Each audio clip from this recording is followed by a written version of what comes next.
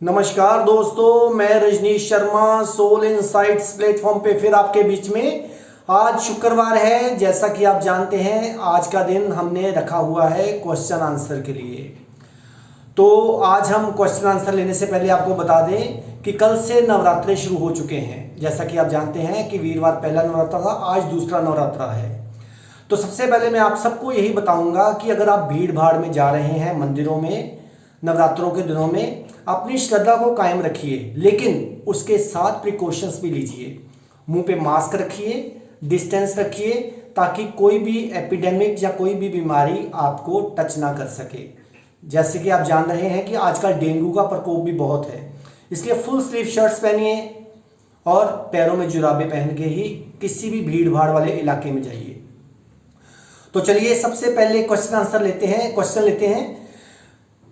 किसी मैडम ने पूछा है, किसी मित्र ने पूछा है कि हमें ये बताइए, हम तो दिल के बड़े साफ हैं, हम तो किसी की बेइज्जती नहीं करते, लेकिन हम अगर हमारी कोई बार बार इंसल्ट करे तो हमें क्या करना है।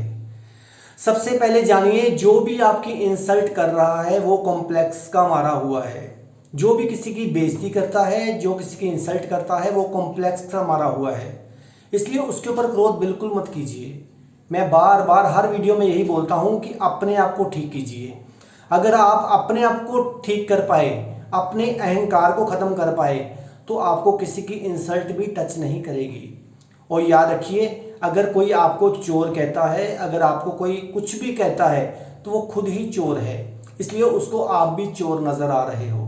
तो रिएक्शन बिल्कुल मत करिए। अगर आप चाहते हैं कि इसी जन्म में हमारा हिसाब खत्म हो जाए, तो रिएक्शन बिल्कुल मत कीजिए।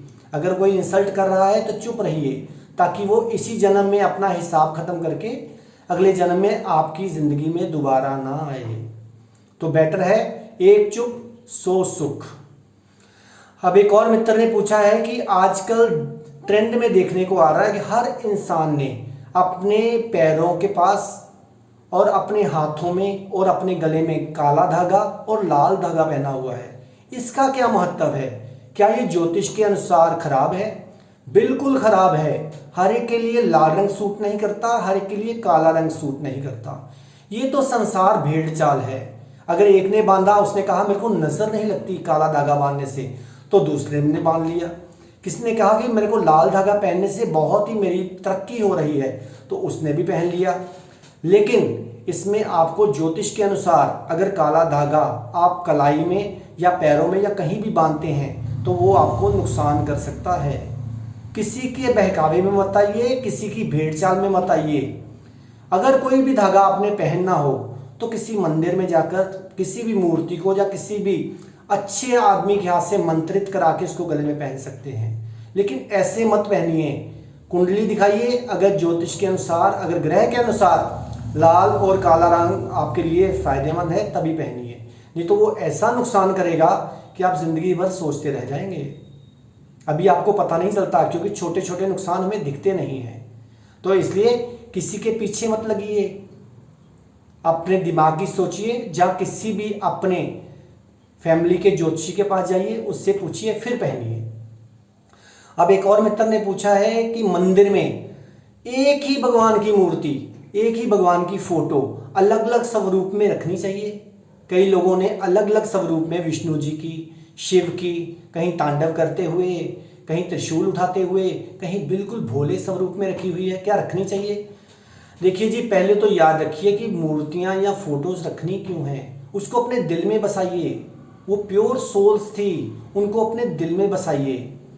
एक ही मूर्ति को बार बार अलग अलग स्वरूप में रखना कई बार नुकसानदेह हो सकता है। मान लीजिए, अगर काली माँ की मूर्ति आपने रखी हुई है विराट रूप में, उनकी जुबान बाहर है, हाथ में खोपड़ी है और ये चल रही हैं, तो आपके घर में भी डर का माहौल पैदा हो जाएगा, आपके अंदर भी डर पैदा हो जाएगा। इसीलिए मैं बार बार हर एक को कहता हूँ कि जहाँ पे घर में, जहाँ आप खाना बनाते हैं, कईयों के घर नॉनवेज बनता है, तो वहाँ आप देवी देवताओं की मूर्ति क्यों रखते हो, क्यों फोटोज रखते हो? मैं तो इस हक में नहीं हूँ। और अगर आपने कहीं रखनी भी है, मान लीजिए आपकी श्रद्धा बहुत है, तो आप एक ही स्वरूप को रखिए जो बहुत शांतमय हो, ताकि आपके घर में शांति आ सके। इस तरह अलग अलग मूर्तियाँ कहीं भी गए वहाँ से ले आए, वो भी लगा दी। मैं किसी के घर गया था, 100 फोटोज लगी हुई उसके अंदर। कहीं विष्णु जी नहा रहे हैं, कहीं विष्णु जी नाच रहे हैं, कहीं विष्णु जी विश्राम कर रहे हैं, कहीं विष्णु जी विराट रूप में हैं, कहीं विष्णु जी गुस्से में हैं। तो ऐसी मूर्तियों को, ऐसी फोटोज़ को घर में मत रखिए। उनका स्थान मंदिर में है, मंदिर में रहने दीजिए, क्योंकि वही एक पवित्र जगह है जहाँ जाके आप पवित्रता पा सकते हो। घर में अगर आपके कोई कोना ऐसा है जो बहुत ही पवित्र है, जहाँ सिर्फ आप पाठ पूजा ही करते हो, तो वहाँ भी एक ही फोटो लगाइए ताकि वहाँ की पवित्रता आपको मिल सके।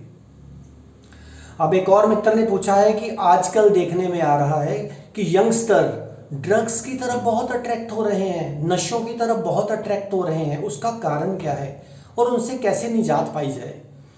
देखिए, मैं हर एक फैमिली को एक बार बार कहता हूँ और आज फिर कहता हूँ कि जॉइंट फैमिलीज आने का टाइम आ गया है। जब तक न्यूक्लियर फैमिली रहेंगी, एक बेटा एक बेटी, माँ बाप, और माँ बाप को फिक्र नहीं कि बच्चा हमारा दूसरे रूम में क्या कर रहा है।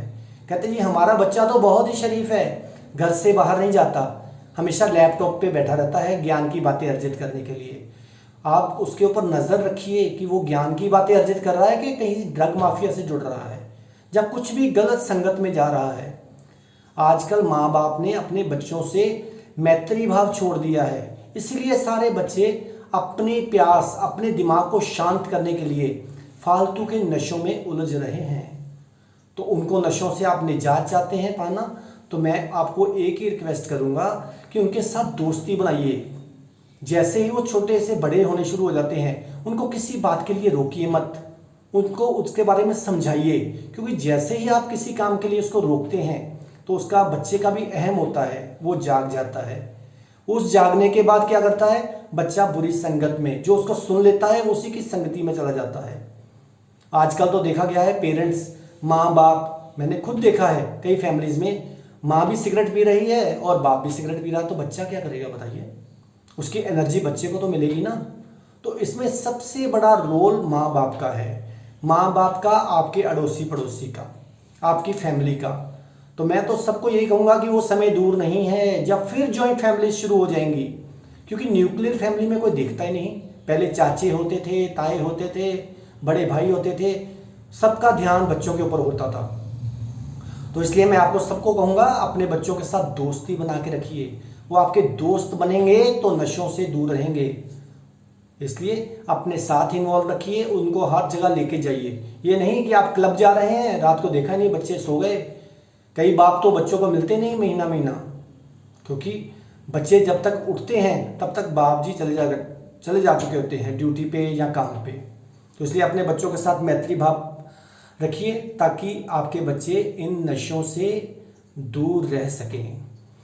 अब एक और मित्र ने पूछा है कि आप हमेशा ही फीमेल्स को कहते हो कि कपड़े बिल्कुल ढंग के पहनने चाहिए, सही कपड़े पहनने चाहिए, वो क्यों आप हमेशा कहते हो? किसी मित्र ने बहुत ही गुस्से से पूछा है ये कि आप ऐसे क्यों मना करते हो। देखिए, मैं मना करने वाला कौन हूँ, लेकिन मैं कहता हूँ कि अगर आप बेढंगे कपड़े पहनोगे, कोई भी, चाहे मेल हो चाहे फीमेल हो, तो जो भी आपको देखेगा उसकी आपके ऊपर नेगेटिव एनर्जी आएगी। तो नेगेटिव एनर्जी आप एब्जॉर्ब कर जाएंगे। अगर नेगेटिव एनर्जी आप एब्जॉर्ब कर गए तो आपके अंदर, बॉडी के अंदर नेगेटिविटी ही पड़ी रह जाएगी। अब देखिए, मेरे को लगता है कि वो समय दूर नहीं जब फीमेल फिर घूंघट में आ जाएगी। वो टाइम दूर नहीं है, क्योंकि चार्म खत्म होता जा रहा है। तभी तो आजकल देखिए डाइवोर्स कितने बढ़ गए हैं। उसका कारण यही है कि मेल और फीमेल, लड़की लड़का पहले ही मिल लेते हैं तो उसके बाद उनके अंदर कोई चार्म नहीं रह जाता।